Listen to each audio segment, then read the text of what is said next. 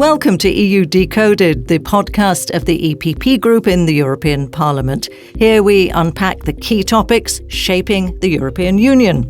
Today, we address one of Europe's most pressing issues, defence and security in an evolving geopolitical landscape. Joining us are Nicolás Pascual de la Parte, spokesperson and coordinator for security and defence in the EPP Group, and also he's a former Spanish ambassador to NATO. Good afternoon, a pleasure. And Alice Teodorescu Måwe, EPP Group MEP. She's a Swedish lawyer, a journalist and political activist. So to give our listeners some context, let's begin with the current state of European defence. Experts are warning that within the next 5 years, Russia could be capable of launching a full-scale attack against the EU and NATO. How can Europe prepare for this kind of threat? I like that you put me this question because I wanted to say that we are in transition period. We are trying to make ourselves totally autonomous, and it will take time. We are aware that we cannot depend on anybody else now in this challenging world, as you say, that we have still our allies and friends, especially the US of our United States of America. But the European Union as such and the member states, we have to develop our own capabilities in order to defend ourselves, our values, and our principles. Regardless of what Russia does or does not, we have to set up a technological and industrial base based upon our capabilities in order to face our menaces and threats. But what does this mean for Europe's security strategy moving forward? I totally agree, and I would say that we've been way too reliant on the US for a long time, and this is a necessary wake-up call that Mr. Trump has been so outspoken about Europe and our need to take care of our own security in another way than we've been used to. And I think that every decision from now on needs to be based on the presumption that Russia might attack us during this decade. And of course, that will cost for our defense systems. But as I said, it's necessary. And, the eastern countries who have their border to Russia, they are very aware of the threat that Russia is to them. And I think that we must understand that freedom and peace doesn't come for free. And it's time for us to start paying for that as well. But has Europe truly recognised this need? Over the past 10 years, EU member states have increased their defence spending, but by only 20%, compared to nearly 300% by Russia and 600% by China. What lessons can we draw from this disparity? Well, it's clear that European leaders have not done enough, and frankly, I think that we have not fully understood what it means. Russia must be defeated in Ukraine, and if we fail with that, this war will spread into other regions and to the rest of Europe. So we need to make greater progress across Europe. Take Sweden, my home country, for example, where the government has increased defense spending by almost 100% in 2 years, now surpassing 2% of GDP. I think that is a lesson for all European countries that we need to do more and it need to cost more. And there is no way around this. It doesn't matter if Mr. Trump is president or not. This is a new reality we have to face. We need to prioritize. Politics is about prioritizing, and we've been spending a lot of money on things that are not the state's ground responsibility, and defense is that state ground responsibility. I agree, obviously, but I think that we should not focus so much on the figures as on the capabilities. I think that we Europeans and allies of NATO as well, we have to set capabilities targets. I mean, what do we need in order to face the threats and the menaces, including Russia, of course. And once we have decided the capabilities we need, the capability target we have to reach, whether you reach it with 1, 2, 3, 4% of your GDP is irrelevant. It depends on many issues. First, because there is not a single set of criteria to measure the real effort of every state in defense expenditure. For instance, the US spends around 3.4% of the GDP on defense, but they include the pensions of the military personnel. We don't. Then if we did the same, we would probably double our defense in spending. The Italians, for instance, include in the defense spending the Carabinieri, which is a kind of military police, and other countries do likewise. Then there are not a list of harmonized criteria to measure exactly the defense of every state in defense spending. First. Second, you have to disaggregate the spending. You spend a lot of defense, but 80% go for current expenditures. I mean, salaries, pensions, and uniforms, but not in research and development, in the acquisition of heavy weapons. Then you don't contribute to the general or the collective security. Third, even if you spend well, if you don't contribute to the missions and operations of NATO or the European Union abroad, you are not contributing to the collective defense. And some countries and allies don't. Then at the end of the day, you have to put together all this. I mean, we have to spend more, yes, but above all, we have to spend better, and we have to spend together in order to have scales of economy in our joint procurement. Okay, we agree that EU countries should spend more on defence, but how to do it smartly? Well, I think you have to increase, you need to create an integrated European defense market. Currently, defense industries across member states operate in fragmented systems, which hinders competition and innovation, as you said. And by implementing a fully fledged single market for defense, we can enable companies to compete on equal footing, driving efficiency and innovation. So I think we should collaborate more frequently, and as you said also, joint procurement of defense systems. Of course, that will also drive down the costs and make it more attractive. And I also think that we should talk more about buying European defense and not only buying it from the US. At this moment, we're buying almost everything from outside the European Union. And that is also a factor that we need to discuss. So as Europe looks to strengthen its own defence industry, external pressures are also shifting. Could recent changes in Washington, along with Donald Trump's stance on defence, serve as a wake-up call? Is it time for Europe to take greater responsibility for its own security? Of course, as my colleague pointed out rightly before me, regardless of who is the president of the US, we Europeans, we have to provide for our own defense. We have not to depend on anybody. The criminal and unjust war on Ukraine carried out by Putin's Russia has been a wake-up call. And now we have to provide ourselves with the resources, with the means, with the personnel and with the financing to have what we call autonomous or strategic autonomy. It will not be done overnight. It will take time, even if we increase dramatically our expenditure in defense. It's not only a question of spending more. As I said before, you have to spend better. That means that you have to invest also in skilled personnel. What is the point of buying planes if you don't have the pilots trained, or buying submarines if you don't have the crew trained? It will take time for that. And then we have to have, as my colleague has also pointed out, the European preference. If we want to have in autonomy, we cannot depend entirely for the procurement from third states, whether the US or the UK or Canada. We have to be able to set up our own technological and industrial base.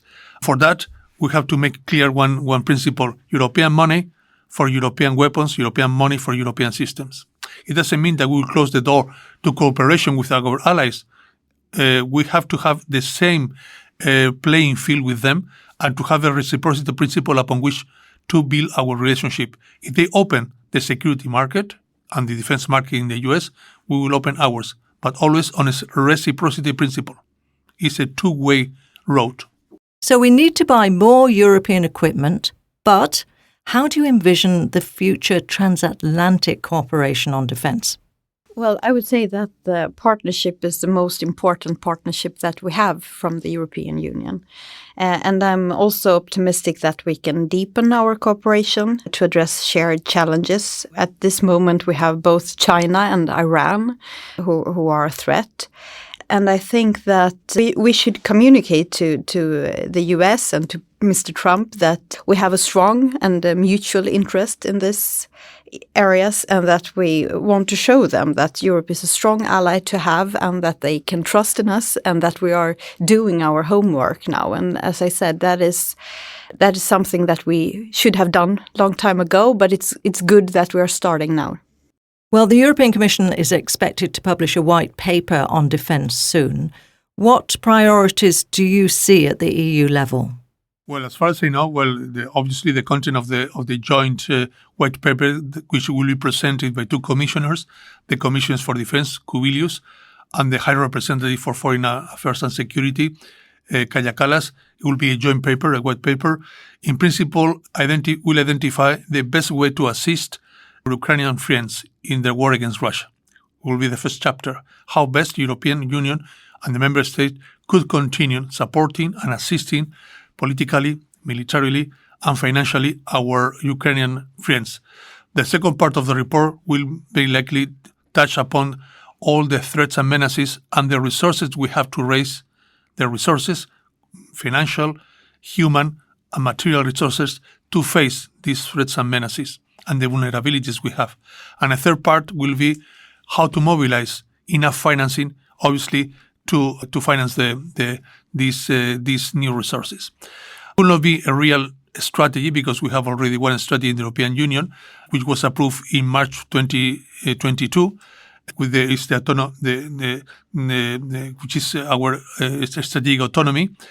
It will be more or less a roadmap for the years to come, how Europe should face the threats, where we should tap the money to finance these threats, and how best we can still support in our Ukrainian neighbors. Well, one of the most important issues for us is innovation. So is the lack of innovation a problem in the EU's defence sector? And if so, how can we address it? Well, I would say that, as we know, Europe has a lot of businesses that are very capable in various fields, but we are currently lagging behind when it comes to technology and artificial intelligence, and we are lagging behind the United States and we're lagging behind China. And that is a problem. And I think that we need to increase investments in defense-related research and development.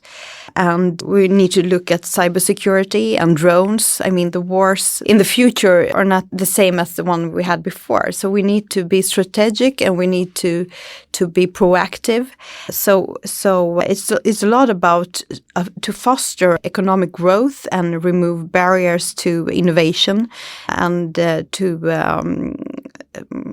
to have businesses and to attract talents to Europe, and that can help us in doing this. And by doing it, it will become much easier and not as expensive as it is today. And I think that it's a very good sign that we talk so much about the Draghi report now, and this all together, it's a good sign for the future. With innovation and strategic investment in mind, should Europe take an even bigger step? For instance, do we need a major project such as a European missile defence shield? Well, I think that first of all, we have to identify joint European projects, which are attractive to all the member states, small, medium, and big size state.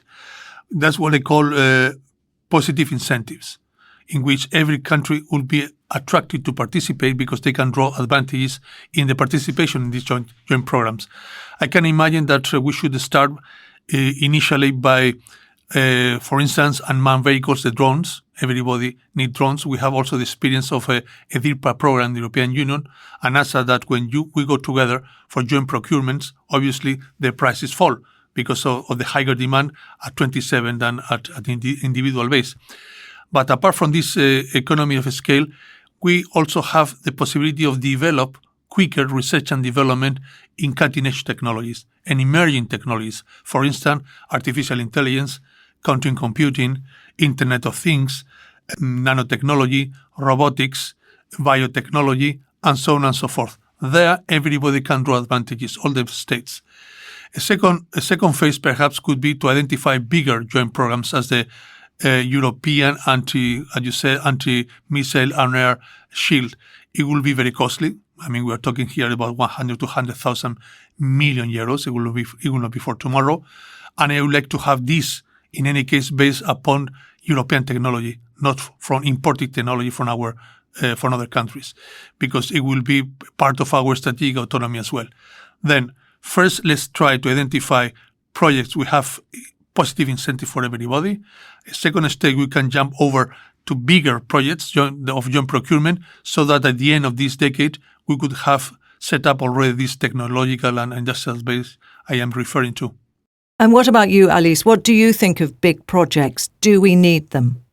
Well, I think that it has become very clear how important air defense is since Russia invaded Ukraine.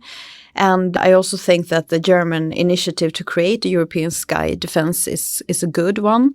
As my colleague here said, joint procurement, it's core here, and I think it's a clear example of my previous points that we need to work closer together and share costs for shared benefits. And I also think that European defense should be mainly organized and paid for on the national level in cooperation with allies, and that the European Union plays a crucial role in cutting red tape, enable cross-border military mobility, and to offer a platform of cooperation for joint procurement. You just mentioned cutting red tape as a key role for the EU. Now, while it cannot force member states to spend more, it can streamline regulations for the defence industry and invest in better infrastructure. So how do you see its role evolving in these areas? There is one thing I want to make clear. I mean, the capabilities that will be financed, the common capabilities and joint procurement supply chains that we will have to finance collectively through the European Union will not substitute the national effort. It's an additional layer to the national effort, not a substitute. Then, keeping that in mind, and also that defense and security is a competence, national competence, obviously, and will continue to be so, we have to make sure that every time that the European Union spends an euro on defense has an additional value on the national capability programs. In addition to this, we have to be compatible, obviously, with the capability targets already set up in NATO, not to be contradictory but complementary. Because what we are doing here is not an alternative to NATO, it's a European pillar within NATO itself, which could be used for operations within NATO or outside NATO when the US doesn't want or cannot intervene. And the third idea I want also to underscore is that neither NATO nor the European Union has an army on its own and will not have an army on its own. NATO has not an army, and the European Union not either. We have the capabilities are national and unique and will be assigned to NATO missions or to European missions in accordance to the nature and to the reach of the threat of the menace. If, for instance, an all-out war, like with the one in Ukraine, probably we have to go through NATO, because they have it is the best equipped organization for that particular purpose. But if we have to prevent conflicts and to manage crises, probably the European Union is better equipped with a toolkit which the European Union doesn't, as well as for reconstruction and reconciliation after a conflict. Then the European Union has a toolkit which includes diplomacy, trade, aid to development, and so on and so forth, which doesn't have NATO. Then we are complementary between NATO and the European Union, and within the European Union complementary at the European level, at a national level. Can I add only a second one thing? We have a window of opportunity of 3-4 years for us to provide ourselves with our autonomous capacity. We cannot miss it. I totally agree. Well, that wraps up this episode of EU Decoded. We have covered a lot today, from the challenges posed by transatlantic relations and defence spending to the innovations needed in Europe's defence sector. And as we heard from our guests, collaboration with the EU and with NATO is essential for ensuring security and stability. So a big thank you to Nicolás Pascual de la Parte and Alice Teodorescu Måwe for sharing your insights. And to stay updated with the latest in EU politics, follow us on social media and visit our website at eppgroup.eu. Thank you for listening.